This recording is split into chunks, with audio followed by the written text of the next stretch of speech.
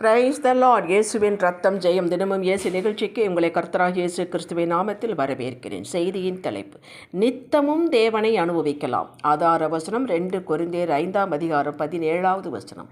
ஒருவன் கிறிஸ்துவுக்குள் இருந்தால் புது சிருஷ்டியாய் இருக்கிறான். அன்பான தேவ ஜனங்களே, மேற்கண்ட வசனம் கடந்த காலத்திற்கு உரியது அல்ல, எதிர்காலத்துக்கு உரியதும் அல்ல. இது தொடர் நிகழ்காலத்திற்கு உரியது. இந்த சத்தியம் நின்று பேசக்கூடியது. சத்தியத்தையும் அறிவீர்கள், சத்தியம் உங்களை விடுதலையாக்கும். யோவான் 8:32. உமது வசனமே சத்தியம் என்று யோவான் 17:17 கூறுகிறது. நீதிமொழிகள் 1:23 கர்த்தர் சொல்லுகிறார், இதோ என் ஆவியை உங்களுக்கு அருளுவேன், என் வார்த்தைகளை உங்களுக்கு தெரிவிப்பேன் என்றார். முதல் ஆவியின் அபிஷேகம், அப்புறம் வார்த்தையின் வெளிச்சம். மேற்கண்ட வசனங்களை எல்லாம் கோர்த்து பாருங்கள். நமக்கு சத்தியம் வேண்டும் விடுதலையாகிக் கொள்வதற்கு, எல்லாவற்றிலும் இருந்து விடுதலை. இந்த சத்தியம் தேவ வார்த்தையில் உள்ளது. வார்த்தையாகவே வசனமாகவே இருதயத்திற்குள் இருந்தால் பிரயோஜனம் இல்லை. அதற்கு உள்ளே இருக்கிற சாராம்சம், சாறு நமக்குள் இறங்க வேண்டும்.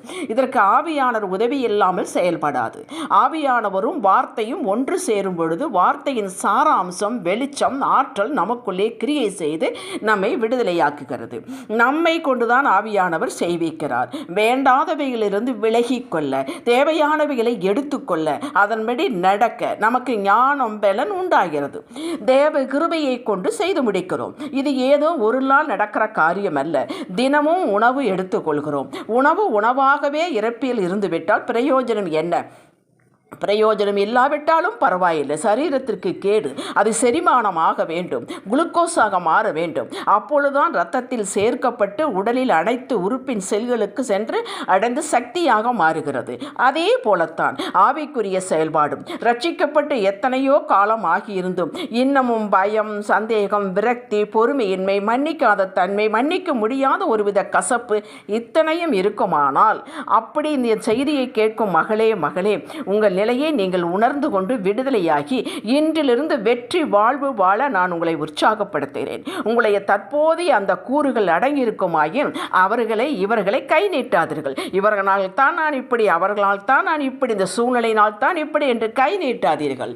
உங்களையே நீங்கள் குற்றப்படுத்திக்கவும் கொள்ளாதீர்கள். நடந்துவிட்டது, அதற்குள் வந்துவிட்டது. இனி மாற்றிக்கொள்ள, அதிலிருந்து விடுதலையாகிக் கொள்ள தூர எரிய ஆயத்தப்படுங்கள். சாப்பிட்ட உணவு செரிமானமாகி இரத்தத்துடன் கலக்கவில்லை. சபைக்கு போகிறீர்கள், வசனம் உங்களை நோக்கி வருகிறது, ஏற்றுக்கொள்கிறீர்கள், தியானிக்கிறீர்கள். பின் ஏதோ ஒரு மந்திரம் போல திடீரென்று ஏதாவது நடக்காதா என்று எதிர்பார்க்கிறீர்கள். இதுதான் பரிதாபம். ஏதோ அல்ல, எல்லாமே நடக்கும், வாய்க்கும், மகிழ்ச்சி உண்டாகும், உயர்வு உண்டாகும். ஏன் நடக்கவில்லை? வசனத்தின் சாரம் சத்தியமாக உங்கள் இருதயத்தில் இறங்கி வேலை செய்யவில்லை. நீங்கள் அனுமதிக்கவில்லை. அனுமதித்தால் மட்டுமே தினம் தினம் புது சிருஷ்டியாக மாறலாம். புதியவைகள், அற்புதங்கள், அதிசயங்களை எதிர்பார்க்கலாம். சந்தேகப்பட தேவையே இல்லை. காத்திருந்து கண் பூத்து போயிற்று என்று சொல்ல தேவையில்லை.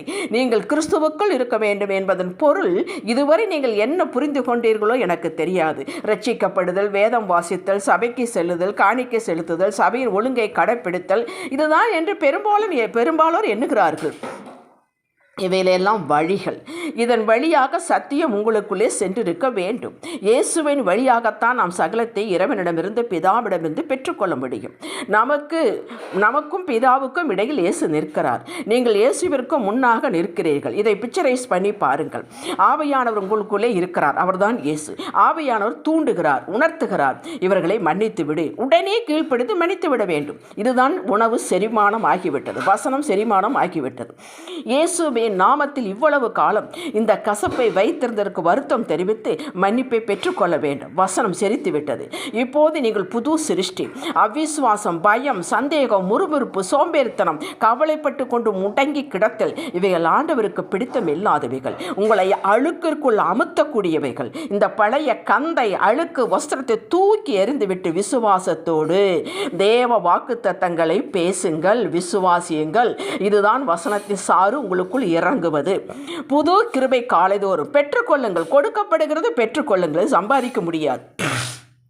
இப்போது நீங்கள் புது சிருஷ்டி. கொஞ்சம் கொஞ்சமாக தினமும் தினமும் தினமும் மாற வேண்டும். நீங்கள் கிறிஸ்துவுக்குள்ளும் அவர் உங்களுக்குள்ளும் இருக்கிறார். வசனம் உங்களுக்குள்ளே கிரியை செய்ய விட்டு கொடுத்து விட்டீர்கள். இப்பொழுது ஒவ்வொன்றுக்கும் முதலில் விடுதலை. புதிய சிருஷ்டியாக இருக்கும் உங்களது அடையாளம் பாருங்கள். உங்களுக்கு கொடுத்த வேலை, அது எத்தகையதையாக இருந்தாலும் சரி, வீட்டு வேலையாக இருந்தாலும் சரி, எதுவாக இருந்தாலும் சரி, இனி நீங்கள் மனப்பூர்வமாக செய்வீர்கள், சந்தோஷமாக செய்வீர்கள்.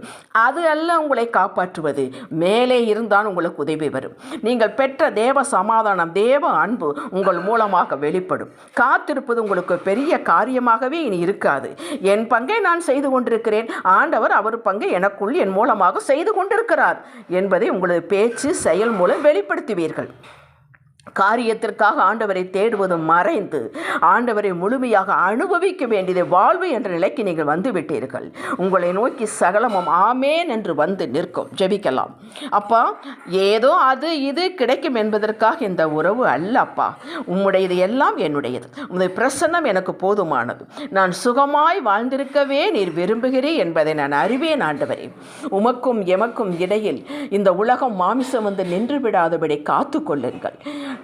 நீர் முழுமையாக எனக்கு வேண்டும் சுவாமி. இயேசுவின் நாமத்தில் பிதாவே, ஆமேன். ஹல்லேலூயா.